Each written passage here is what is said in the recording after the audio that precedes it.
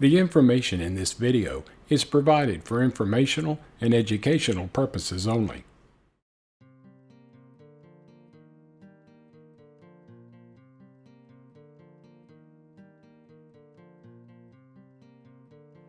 Welcome to Dose of Deanne, where you'll get a little shot of what my life is like living with SMA. It's that time of year again, time for my service dog's recertification. That's down at the Mall of America. Horton off. And I intended on having a fabulous video for you. I mounted the GoPro camera on my wheelchair. I thought I had the angle great. The battery was charged. And, well, I didn't get much footage.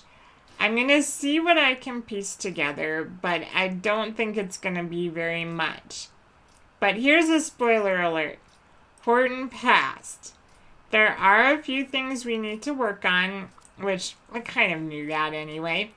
But he did a great job. He made the trip down there, and he made it through the Mall of America. There was one point when I thought he might poop in the store, but we made it out to the grassy area and didn't have a mess, and that might be the only thing I did catch on video. So we'll see if I can fit that in.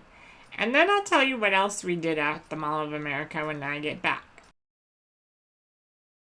Every year, Canine Companions, the organization I got my service dog through, holds recertification, typically at Mall of America. This year we're meeting in front of LL Bean. The purpose of a recertification is to make sure the dogs are exhibiting service dog behavior and that we're keeping up with training. Some of the tasks that they have us do are retrieving items, doing an under, going outside to make sure they're good around traffic, and even doing a leash retrieval and seeing that the dog doesn't have anxiety if they're not near us. They also step over the dog to make sure they don't startle. They have someone pet the dog to make sure they don't get overly excited, and things like that. Like I said, I didn't get much on video, but here's a little snippet of what Horton thinks when I'm away.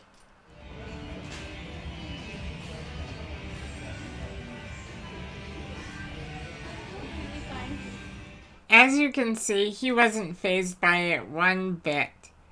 Then we also took a ride in an elevator to make sure we get in and out safely and he doesn't mind the elevator. And we also do the clipboard test, which we walk ahead of the instructor and she drops a clipboard to make sure that the dog isn't startled. Horton passed that with flying colors as well. Yeah, drop me the clipboard. So, come back straight to Dean and then I'll walk behind you.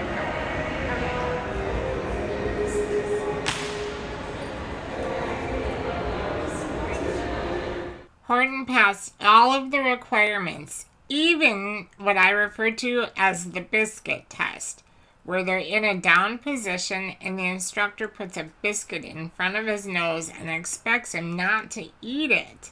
If I was a dog, I probably wouldn't pass that test, but Horton didn't touch it, so I'm really proud of him.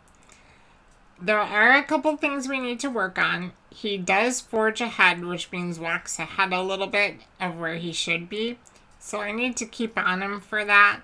And he does anticipate things, which for a service dog, you want to be the one to tell them what to do, and they're not supposed to be making the decisions.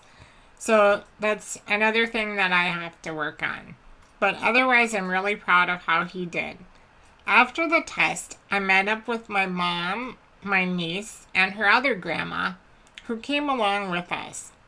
My niece drove us down and back safely, so I thank her for that. But all that exercise, I knew Horton had to use the bathroom. You think he has to poop? Yes. Should we walk out to the car? Should we go outside? Should we find an exit? I'm thinking so. Okay, then let's go. Let's do it. Since Mom was with, I had her take him to a patch of grass. In his vest, we carry paper towels and poop bags for this very occasion. I thought he was going to poop in the store. I was a little nervous. After cleanup, it was time to have a little fun. I took the opportunity of being at the Mall of America to meet up with a college friend of mine, Jennifer, and her significant other, Gary. It's been quite a while since I've seen them, so it was fun to meet up at the mall. Say hi again.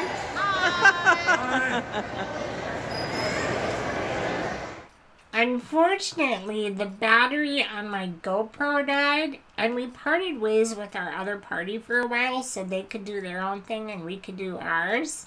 So I don't have video footage of it, but that might be a good thing. Because while we were at the M&M store, where my friend bought me this awesome t-shirt for an upcoming birthday present, I love it. It says, "I woke up like this." You can take that however you want. But we also filled M&M cups. And I wasn't really thinking. I thought I could just hold it on my lap without using the Jayco robotic arm. Nope. I turned the corner and it toppled off my lap. The lid popped off and M&Ms were strewn everywhere. It reminded me, I had a flashback of when I was a kid and dropped a box of Jawbreakers on the floor at the movie theater at the quietest part of the movie. It was so embarrassing. But they were really kind at the store. They said, "It happens all the time. Just go fill up another cup. It's fine." I was going to take a picture, but I just wanted to fill it up and get out of there. But I highly recommend the Marshmallow Crunch M&Ms. They're very good. My mom's favorite was the pretzel, of course, but I really liked the Marshmallow Crunch ones. And it was really fun to meet up with my friends. They took Metro Transit to come and meet with us, and of course they were about 45 minutes late because you can't rely on public transportation, I guess. But it was really fun catching up with them, and I'm glad we had that opportunity, and I look forward to doing it again in the future. But that was my busy weekend. Oh, and my nieces graduated. I'm so excited to see what the future has in store for them. So that was my busy weekend. What have you guys been up to? I'd love to hear about it. Either comment down below or head on over to the forums at smanewstoday.com/forums. But that's all I have for you today. We'll talk again soon. Bye for now.